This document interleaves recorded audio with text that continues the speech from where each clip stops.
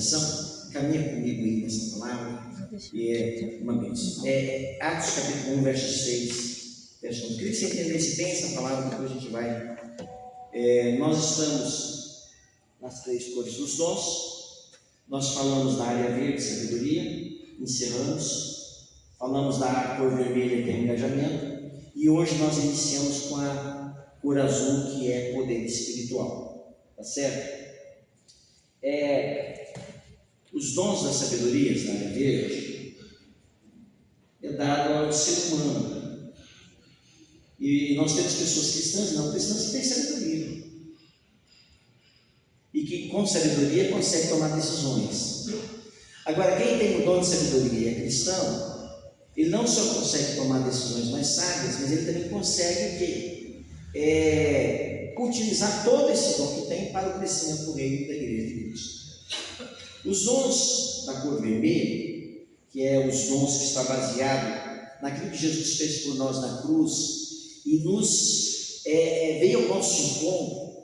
A obra da Trindade foi tão engajada que não houve entre esse Deus trino, houve uma concordância plena, e Ele então encarnou, morreu por nós, derramou o seu sangue, pagou o preço para termos com Ele. Esse maior engajamento que esse não tem. Alguém que paga o preço, que dá a sua própria vida para os pecadores, maior engajamento que isso não tem. Ele fez isso sem receber nada em troca. Então a cor vermelha está baseada nessa questão de engajamento.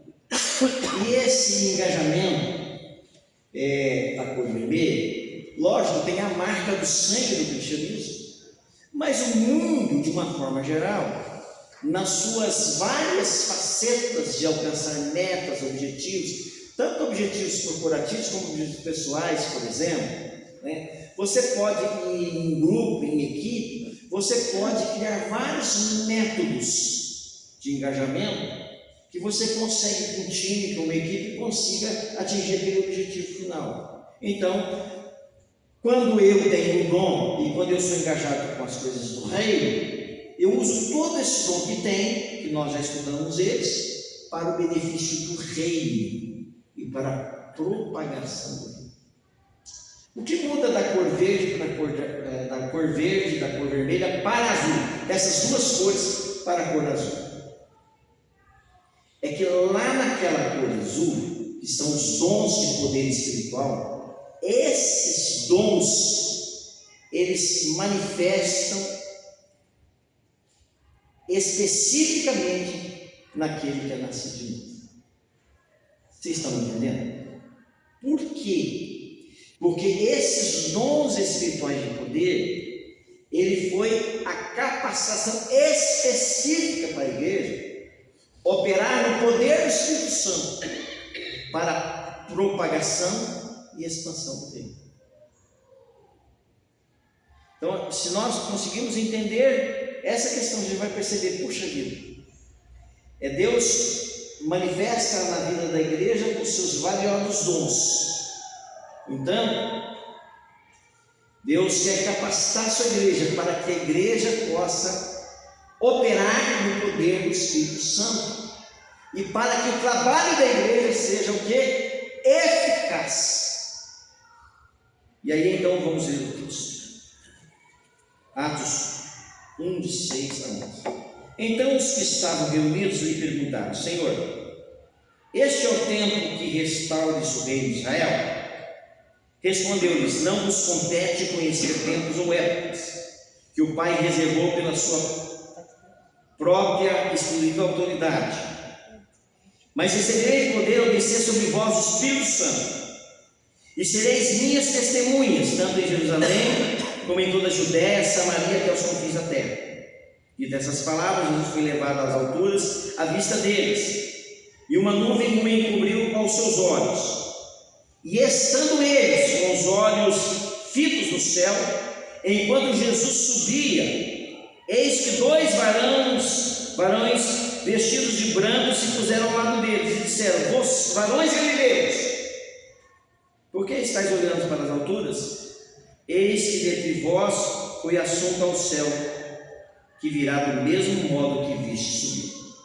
Primeira consideração do texto e dessa cor azul que é poder espiritual. Jesus cumpre a sua missão, encarnando, morrendo na cruz e ressuscitando, cumprindo cabalmente aquilo para qual foi proposto o engajamento. No momento certo, no Kairos de Deus, Cronos, Kairos de Deus, ele vem, nasce numa manjedoura, da qual nós estamos no mês do Advento. A primeira leitura foi a respeito do Advento. E ele nasce e vem, em determinado momento, há 2000 anos atrás. E ele depois cumpre o seu ministério terreno, aos 30 anos, ele chama os seus discípulos, discipula os seus discípulos, morre na cruz do Calvário, derrama o sangue dele, fala, está consumado, cumpri a obra para pagar o preço do pecado do homem que foi condenado lá no Éden. E passando-se o tempo, no terceiro dia ressuscita entre os mortos. E a palavra de Deus diz que após esses eventos, nascimento, morte e ressurreição, ele se apresenta aos seus discípulos, mas também àqueles que estavam observando. Lá no texto do Evangelho diz: ficai em Jerusalém até que do alto sejais revestidos de poder. Então ele tinha dado uma ordem antes: ó, vocês vão ficar em Jerusalém. Depois que acontecesse tudo evento, vocês vão ficar em Jerusalém. Depois que ele ressuscitou, vocês vão ficar em Jerusalém até que do alto sejais revestidos de poder. Mas acontece que o que aconteceu de fato, Jesus então se apresenta a eles e dá essa instrução no início aqui do livro de Atos, dizendo para eles o seguinte: eles fazem uma pergunta, estão com dúvida, vê ele ressurreto, reconhece que ele ressuscitou dentre os mortos. Esse canto que nós cantamos, que é Emaús, que é quando Jesus entra na casa, os discípulos estavam voltando e se apresenta. Depois ele apresenta-se, primeiro viram lá Maria, Pedro, depois se apresenta aos discípulos de Emaús, depois se apresenta aos outros discípulos, inclusive Tomé, que vai lá e toca nas feridas. Depois ele aparece para um grupo de pessoas reunidas, explicando que, e demonstrando a sua ressurreição. Ele foi visto ocularmente por aproximadamente uma quantidade grande de pessoas que testificam a sua ressurreição, que viram a sua ressurreição. E aí então Jesus está nesse momento, e os seus discípulos perguntam: quando é que o Senhor vai restaurar o reino de Israel? Perceba o seguinte, perceba uma coisa. Eles ainda perguntam para Jesus de uma questão geográfica. Pararam para prestar atenção? Todas as vezes que percebiam que vinha um rei, eles queriam um rei que governasse Israel. Mas olha a pergunta deles depois que viram tudo. A gente tem um processo de entendimento das coisas espirituais muito, às vezes, lenta, né? Eles viram tudo, mas agora eles voltam a perguntar para Jesus, ressurreto: quando é que é o tempo que o Senhor vai restaurar o reino a Israel? Aqui é um pensamento ainda geográfico, limitado. E aí o que Jesus responde? Olha, a mim não compete dizer isso. Essa questão não está no meu momento agora de dizer para vocês aqui tempos ou épocas que o Pai reservou pela sua exclusiva autoridade. É uma coisa interessante perceber essa resposta de Jesus. Ele era Deus, não era? Mas ao mesmo tempo ele se limita em dizer aquilo que está reservado para questões que são eternas e que o homem não devia. Tem determinadas coisas que Deus nos revela, tem coisas que Deus não revela ao homem, porque está no escrutínio secreto do próprio Deus. E aí ele diz: não, o Pai reservou pela sua exclusiva autoridade. Mas o que Jesus faz? Apesar de não dizer para eles qual é o desdobramento disso, ele diz o seguinte: acontece o seguinte, eu vou voltar para o Pai, como ele disse lá no 14 de João. Mas ele dá uma palavra aqui que não deixa os seus discípulos, porque Jesus não deixa de dizer que iria capacitar os seus discípulos. Ele não deixou os seus discípulos desprovido de ferramentas para operar o poder do seu Espírito com a igreja que agora nascia. E ele fala: recebereis poder ao descer sobre vós o Espírito Santo, e sereis minhas testemunhas. Ou seja, assim como os evangelhos diz: ficar em Jerusalém, até que do alto sejais revestidos de poder. Aqui ele outra vez diz que ele diz assim: recebereis poder ao descer sobre vós o Espírito Santo. E a Bíblia então diz que a presença de mais ou menos, diz aqui que 3.000, uma quantidade grande de pessoas, depois que ele desse a palavra, ele é assunto ao céu. E quando Jesus está sendo assunto ao céu, eu penso que deve ter sido o evento, o maior evento, que a reprodução cinematográfica e tudo que a gente pode dizer não é capaz de descrever aquele momento excepcional da assunção do Deus que volta para sentar à destra de Deus para interceder por nós.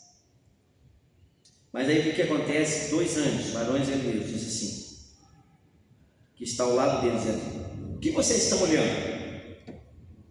Para que vocês estão com os olhos fios? O que vocês estão aqui? Vocês estão maravilhados com isso? Por que vocês estão olhando? O que vocês estão olhando? Esse Jesus que dentre vós foi assunto, virá do mesmo modo com Cristo. Ou seja, essa palavra dos anjos, aqueles que estavam avistando a assunção, ela é uma palavra que diz o seguinte: não ficais estagnados. A igreja será militante e a igreja continuará atuante no nome desse mesmo Jesus, porque esse mesmo Jesus não deixou a sua equipe dos 120 que estavam no cenáculo, para além dos 120, todos aqueles da igreja primitiva que foram alcançadas, como Filipe e o eunuco lá que se converteu e recebeu o Espírito, como Pedro junto lá na casa com a visão dos lençóis, foi na casa e na casa daqueles que puderam e receberam também o Espírito Santo. Diz: a igreja, ela foi capacitada e ela não é uma igreja fraca, mas ela foi provida de uma palavra poderosa e libertadora para os homens e para as mulheres. Por isso que o líder que nós temos não é um líder que não nos deixou ferramentas, que não nos deixou capacitação e que não nos deixou sem condições. Ou seja, Ele capacitou o seu Deus. Vocês vão ficar de Jerusalém até que vós sejais revestidos, e vocês vão receber o Espírito Santo, e vocês vão ser minhas testemunhas, não como um soldado ferido que volta derrotado, mas como aquele que tem uma mensagem poderosa e que traz resposta ao homem que necessita de Deus. Pensado assim, a cor azul representa esse poder delegado e dado por Deus à igreja, por meio de Jesus, na descida do Espírito Santo. Se vocês olharem em Atos 2, vocês vão ver que isso que Jesus prometeu cumpriu-se em Atos 2, lá no cenáculo. E lá no cenáculo, depois que aqueles discípulos saíram no poder do Espírito Santo, começaram a pregar o Evangelho. E então, vocês vão perceber, saiu Pedro na própria, no tempo Formosa, e depois a igreja foi espalhando, o apóstolo Paulo foi agregado, e a igreja foi manifestando a obra de Deus por todos os lugares.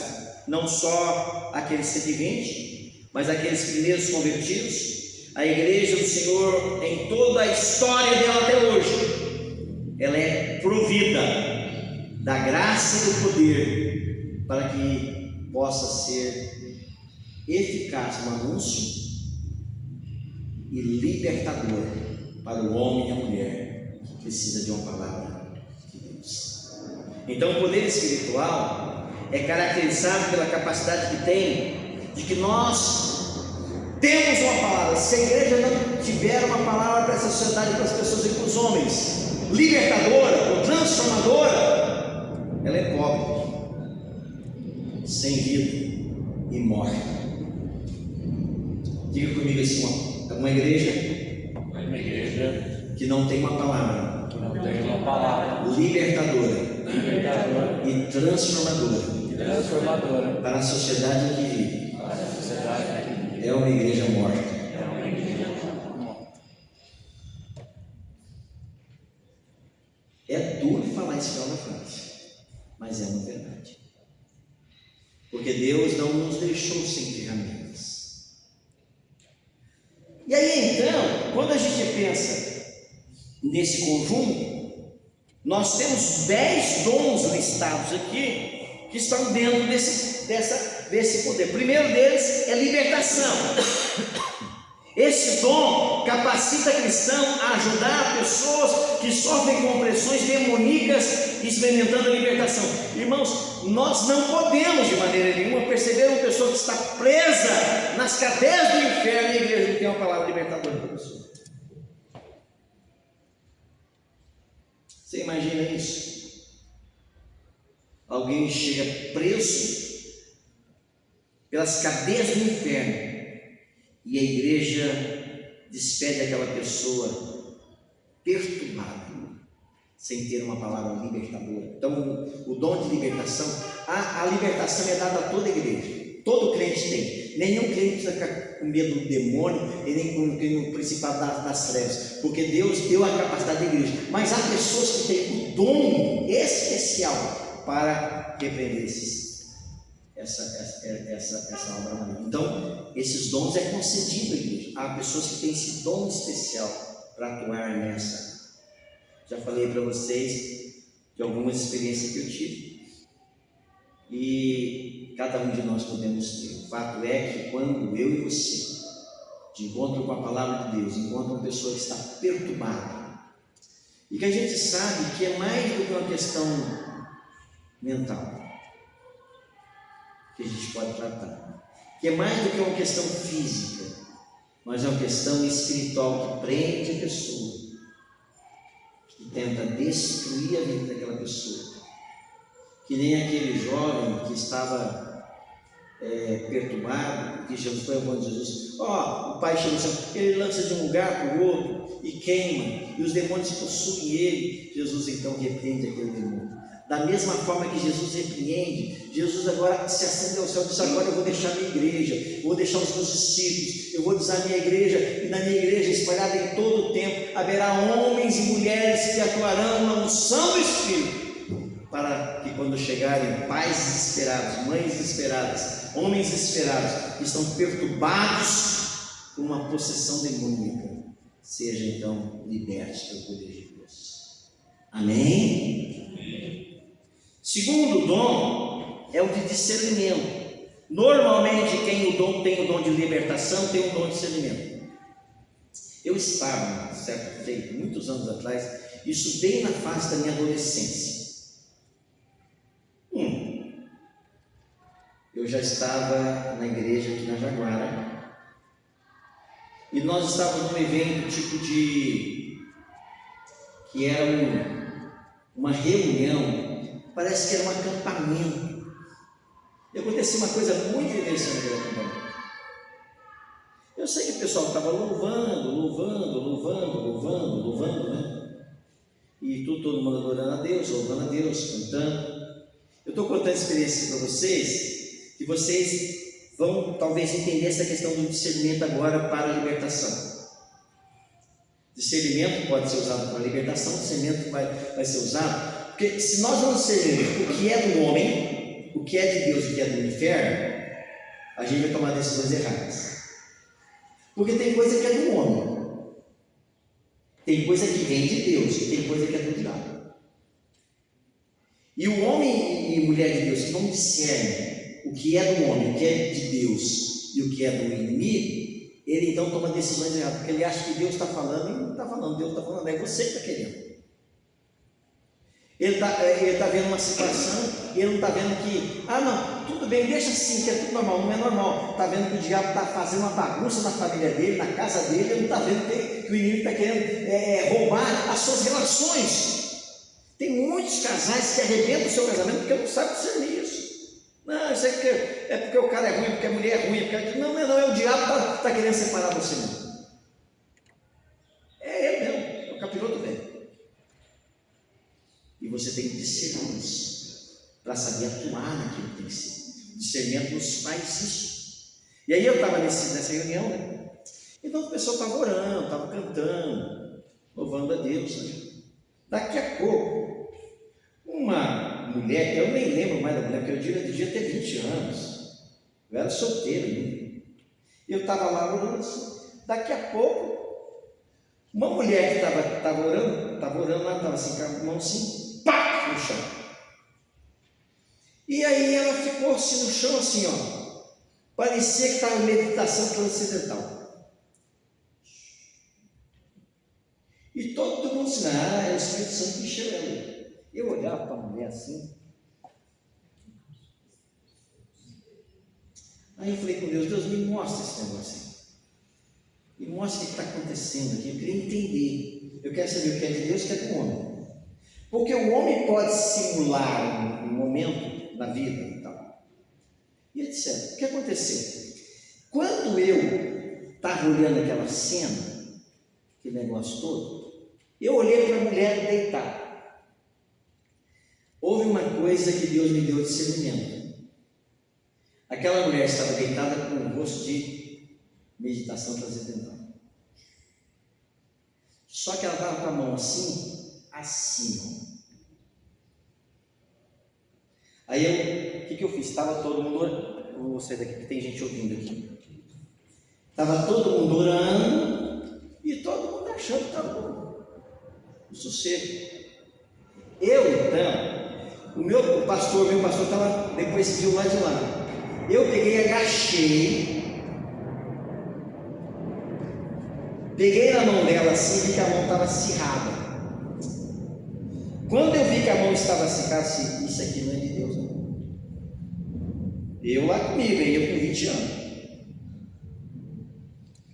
Aí eu peguei, para todo mundo aí, coloquei na mão dela, Satanás manifestou. E o que aconteceu? Repreendemos. Entenderam, gente? O discernimento é a capacidade de discernir o que é Deus, o que é o homem, que é uma questão maligna.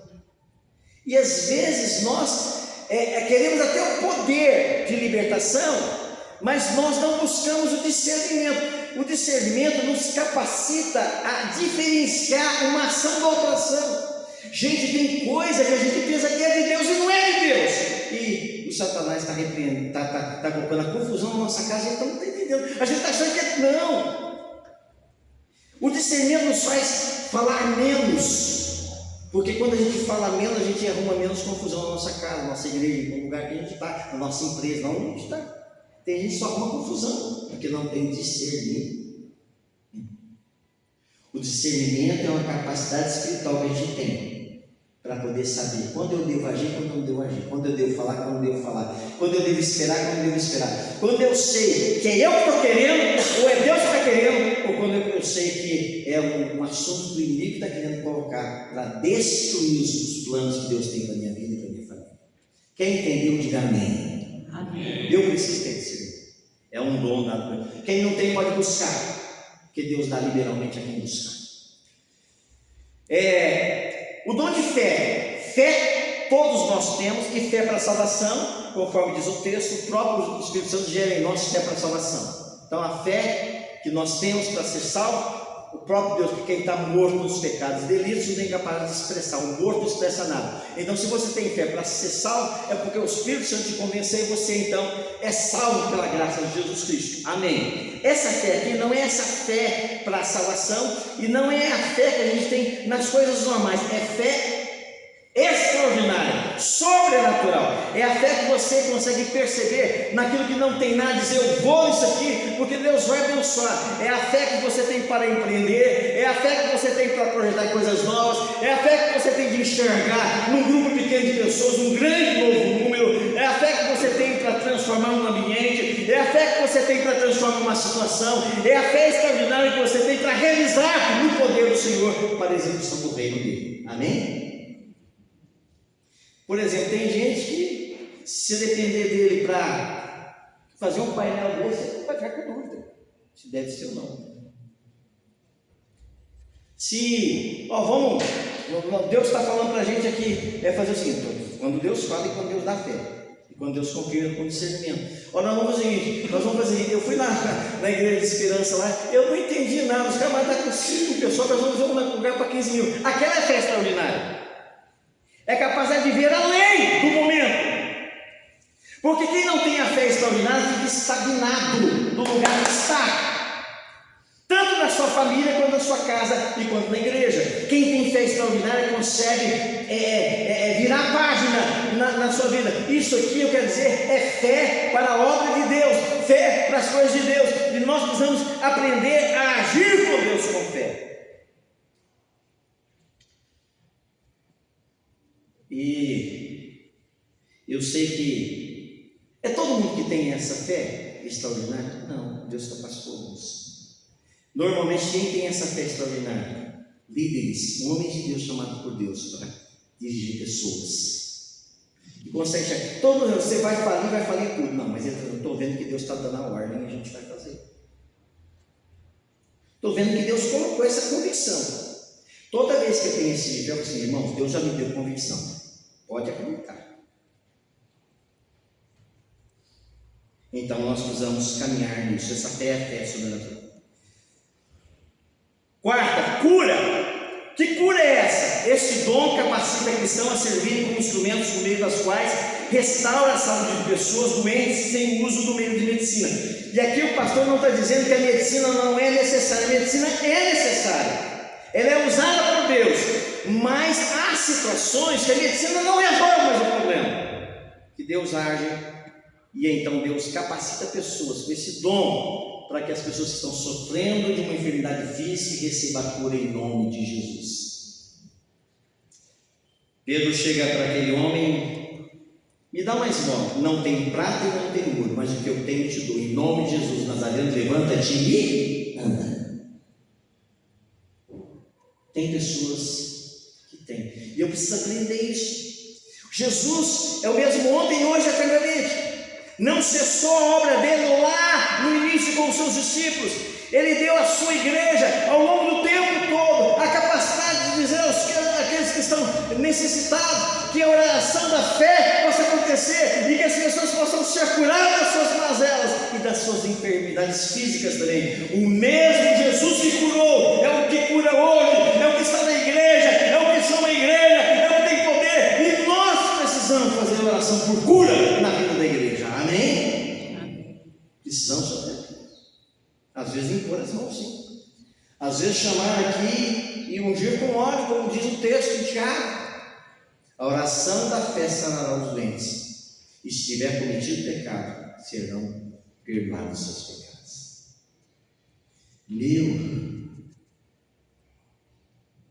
E nós, varões, eu não fico olhando para cima, não. Ele já vai voltar. Agora vocês vão. A igreja está aí, o povo está aí, o povo está sofrendo. O povo necessita.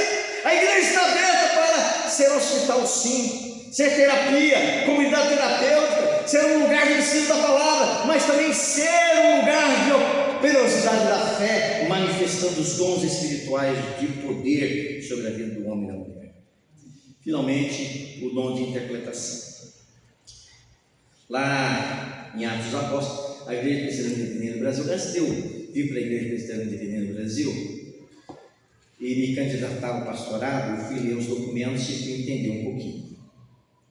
E um dos documentos que nós temos, a Igreja Presbiteriana de Ipiranga no Brasil declara que não acredita no esqueci o nome agora, mas na cessação dos dons, dado ali como algumas outras igrejas históricas defendem que os dons espirituais cessaram com os apóstolos, e agora a igreja anda, e a nossa igreja não, a nossa igreja que aquilo mesmo que Deus atuou lá, ela crê que é contemporâneo. Então nós cremos na contemporaneidade dos dons, ou seja, Deus atua ainda hoje da mesma forma, do mesmo modo. O mesmo Deus que curou lá por meio dos apóstolos, o próprio Jesus curou, é o Deus que usa a igreja aqui e pode usar você. Não precisa ser o pastor, não, o pastor não tem todos os dons, mas Deus pode usar você para orar para uma pessoa que está enferma e ela ser curada, e você operar nesse dom. E aí então, o dom de interpretação, e aí eu queria explicar isso.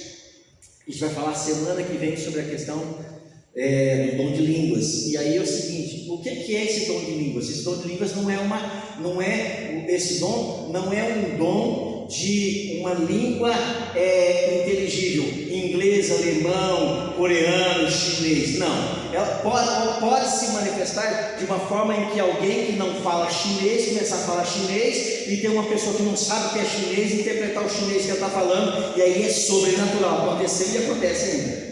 Lá no cenáculo aconteceu isso. Falavam em outras línguas nativas, e há outras pessoas que não sabiam aquela língua nativa e interpretavam na sua linguagem. Então houve aqui um manifestar da ação sobrenatural de Deus no 120. Está escrito. Mas o dom de línguas dito aqui pode acontecer dessa forma, mas a palavra, e tanto nossos escritos, como convicção que eu tenho, é língua angelical, é língua de anjos, ou seja, é palavra sobrenatural. E há pessoas por Deus, que é dada por Deus, que conseguem o quê? Fazer o quê? Interpretar aquela língua angelical, trazendo na língua nativa daquelas pessoas para entender o que é que está falando aquela mensagem. Foi difícil explicar isso para vocês? Então, a interpretação é a capacidade de se interpretar não só a língua nativa, mas a língua falada como estranha. Por quê? Porque o que semana que vem a gente fala sobre isso. Se você estiver curioso, você vem cá semana que vem. As línguas estranhas não edificam outro, edifica a si mesmo. Ela só edifica outro quando ela é interpretada. Por que então, na igreja presbiteriana independente, não se ora em línguas estranhas para todo mundo ouvir falar? Porque se não tiver um intérprete, então você vai orar, vai só edificar você. É necessário que, se tenha a língua estranha angelical, haja alguém que interprete aquela língua e fale as pessoas para que possam entender. Quem está me entendendo, diga amém. Daí então, decorre o seguinte: por que vocês não vêem na hora do nosso culto gente que soltando falando língua? Porque eu digo para vocês, como o apóstolo Paulo falou, eu falo língua mais do que vocês todos. Eu oro em outras línguas na minha casa, eu oro em outras línguas baixinho na hora do culto, quando eu quero falar com Deus e quero ter comunhão com Ele e ser edificado, eu oro em outras línguas. Mas eu não chego aqui no microfone falei em outras línguas. Eu tenho até um vocabulário que eu sei que é línguas estranhas, e eu falo com Deus, e eu me edifico com Deus, eu falo com Ele. Mas vocês nunca viram durante o meu pastorado de 14 anos aqui, eu chegar aqui na minha frente e começar a falar em outras línguas aqui para vocês, de forma que vocês não vão entender nada. Estou falando, seu pastor está ficando louco, está ficando doido, está ficando pirado, e aí vocês vão ficar tudo doido da cabeça. Ixi, meu Deus do céu, e daqui a pouco, se não for suficiente, vocês até me expulsam daqui, eu vou embora para cá, porque eu estou ficando louco. Amém? Amém. Então por que eu não chego aqui falando em outras línguas? Para que vocês... Porque se eu começasse a falar em outras línguas, Deus deveria levantar um intérprete para trazer na linguagem de vocês. É o que diz Paulo aos Coríntios. Vocês podem ler Coríntios, vocês vão ver. Semana que vem eu vou falar melhor que isso. O intérprete é aquele que Deus dá a graça de interpretar a língua dos anjos. Quando um fala em outras línguas, o outro interpreta. Quando há isso, a edificação da igreja. Quando um só fala em outras línguas e não tem intérprete, ele edifica a si mesmo. Então, fale em casa, no seu quarto, na sua casa, junto com Deus. Porque eu posso dizer para vocês, eu falo em línguas mais do que todos vocês. Como apóstolo Paulo passa. As pessoas passam, pensam: ah, pastor, não, tranquilamente. Porque um dia Deus me concedeu novas línguas. Eu falo com Deus. Por que eu não falo para quê? Porque tem que ter intérprete. Será que Deus vai levantar entre nós? Pode levantar. Pode levantar, eu creio nisso. Quando Ele levantar, todos nós aprenderemos. Pastor, e como é que é esse negócio aí? Esse negócio parece misterioso. Não, é aprendizado. Se não tiver exercício. E aí, pastor, eu estou curioso com isso. Se você está curioso, legal. Vai para o seu quarto, dobra os seus joelhos e pergunta para Deus: Deus, eu quero escrever. Eu quero ser edificado. Semana que vem eu vou explicar detalhadamente isso para vocês aprenderem pela Bíblia, não por mim, pela Bíblia. Como é que você pratica, como é que você exercita e como é que você busca. Porque quem quer os dons, busca os excelentes dons. É uma busca. Irmãos, nós não podemos pensar que Deus é água com açúcar, que Deus está querendo. Não, Deus quer uma igreja fervorosa, Deus quer uma igreja com fé, Deus quer uma igreja operosa, Deus quer uma igreja que tenha a capacidade de desafiar o natural e entrar no sobrenatural. E se nós não fizermos isso, nossas portas fecham. Sabe por que fecha? Não é porque as pessoas que adentraram na igreja estão possessas de demônios, com confusão em casa e falta de discernimento, que não conseguem ter fé, que estão doentes e enfermos e que não sabem interpretar a voz de Deus, estão precisando de uma igreja capacitada por Deus. E é por isso que as 3 coisas dos dons, orientadas por Ele, vai nos fazer caminhar. Que Deus nos abençoe, que Deus nos guarde. Eu sei que hoje foi uma dose muito forte,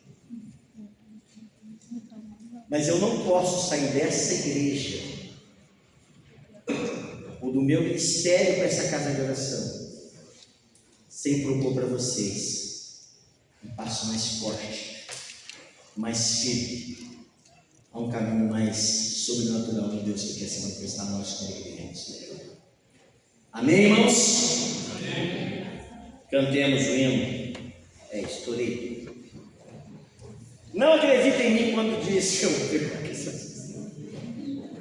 Queria chamar os irmãos aqui que eu convidei para ser.